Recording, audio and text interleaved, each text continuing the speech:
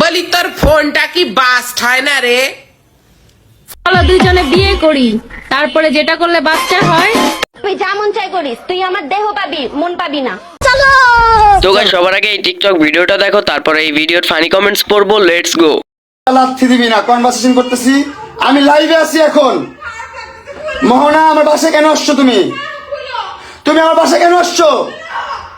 ভাই, আরেকটা লাথি আমার ডেকে দিবা না। এটা একটা সমাজ। কিছু তোমার কি সমস্যা তোমার? হাসাইলি রে বাবা মামু। ভাই, ওরা আছে বলে আমরা দুবেলা দুমুটা হাসতে পারি। আমরা ঠিক বলেছো। দিনে একটু ঘুমিয়ে নেই, রাতে লাইভ দেখে মজা নিতে হবে। বলি তোর ফোনটা কি বাস্ট হয় না রে?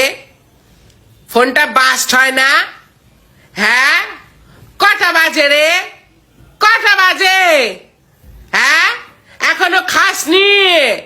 ঘুমাবি কখন? কতক্ষণের ফোন দেখবি?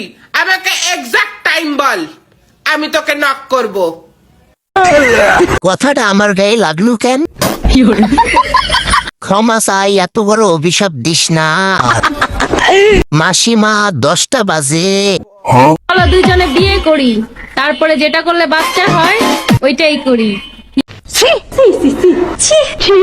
আগে করলে কি হবে? কি রাগ করলা? মোটামুটি শরীরে একটা ভাব আইছে না? হিজাবি কুইন, কিয়ামতের আলামত। আস্তাগফিরুল্লাহ আল আযীম, আস্তাগফিরুল্লাহ।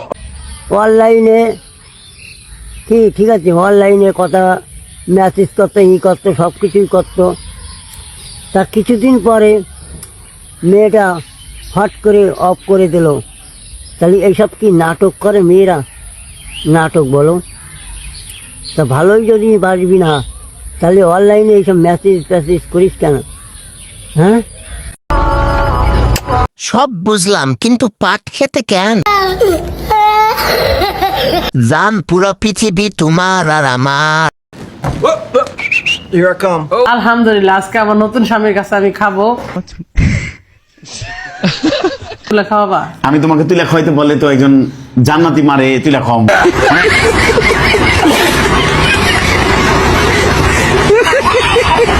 এরকম একটা পরিবার পাইছি, ওর বিয়ে করছি, ওর বাচ্চারা হাফেজ।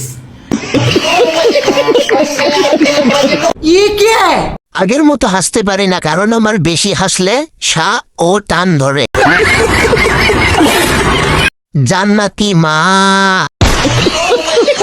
নাটকের নাম নতুন ভাতা এলো ঘরে, মায়ের নতুন ভাতা।